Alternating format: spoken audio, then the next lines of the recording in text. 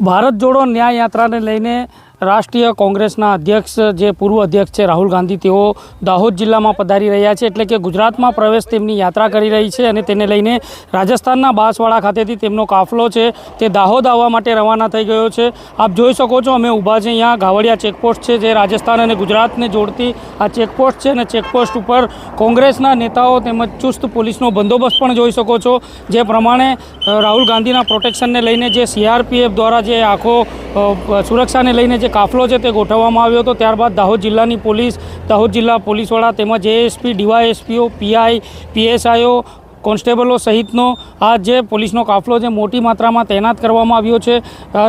ભારત જોડો ન્યાય યાત્રાને લઈને ઝાલોદમાં રાહુલ ગાંધીની સભા યોજાવાની છે અને રાહુલ ગાંધી આ જ માર્ગ છે જે રાજસ્થાનનો માર્ગ છે અને રાજસ્થાનના માર્ગ પરથી ગુજરાતમાં પ્રવેશવાના છે, તેને લઈને અહીંયા જે પોલીસનો ચુસ્ત બંદોબસ્ત ગોઠવવામાં આવી રહ્યો છે। ભારત જોડો ન્યાય યાત્રા લઈને લોકસભાની ચૂંટણી પૂર્વે જે રાહુલ ગાંધી દ્વારા જે ભારત જોડો ન્યાય યાત્રા શરૂ કરવામાં આવી છે તે ન્યાય યાત્રા મહારાષ્ટ્રમાં પૂર્ણ કરવામાં આવશે અને તેને લઈને આ ગુજરાત અને ગુજરાત પછી મહારાષ્ટ્રનું સ્ટેપ રહેશે અને ત્યાં ભારત જોડો ન્યાય યાત્રા રાહુલ ગાંધીની છે તે પૂર્ણ કરવામાં આવશે। લોકસભાની એક તરફ ચૂંટણીનું બ્યુગલ વાગી ચૂક્યું છે, દરેક પાર્ટીના નેતાઓ છે તેઓ સ્ટેપ બાય સ્ટેપ પોતાની સભાઓ કરી રહ્યા છે, રેલીઓ ગજવી રહ્યા છે, ત્યારે તેને લઈને જ રાહુલ ગાંધી પણ અહીંયા ભારત જોડો ન્યાય યાત્રા થકી લોકસભાની ચૂંટણીના પ્રચાર અર્થે આવ્યા હોય તેવું કહેવામાં અતિશયોક્તિ નહીં રહે, કારણ કે જે પ્રમાણે લોકસભાની ચૂંટણીનું જે તારીખો છે તે જાહેર કરવામાં નથી આવી, પરંતુ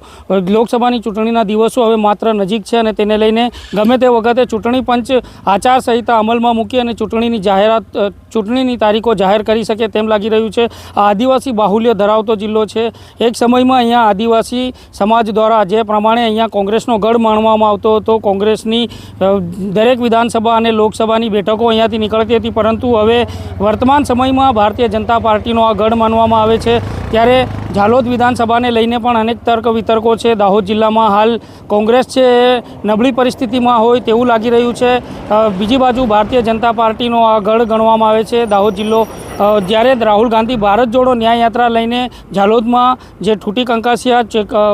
સર્કલ છે ત્યાં સભા કરવાના છે, ત્યારબાદ તેઓ પદયાત્રા જે મોવાડા ચોકડી છે ત્યાં સુધી કરવાના છે અને ત્યારબાદ ગોવિંદ ગુરુ ધામના કંબોઈ ખાતે જે લીંબડી ખાતે આવેલું છે ત્યાં કંબોઈમાં તેઓ રાતવાસો કરવાના છે અને ત્યારબાદ બીજા દિવસે શુક્રવારના દિવસે સવારે 8 વાગે દાહોદના બસ સ્ટેશન ઉપરથી તેઓ પદયાત્રા કરી અને સરદાર વલ્લભભાઈ પટેલ સર્કલ જે પડાવ સર્કલ કહેવામાં આવે છે ત્યાં તેઓ પૂર્ણાહુતિ આપશે અને ત્યારબાદ ત્યાંથી તેમનો કાફલો છે તે કાફલો ગોધરા પંચમહાલ જવા માટે રવાના કરવામાં આવશે। ત્યારે આપ જોઈ શકો છો જે પ્રમાણે મોટી સંખ્યામાં CRPFના પોલીસના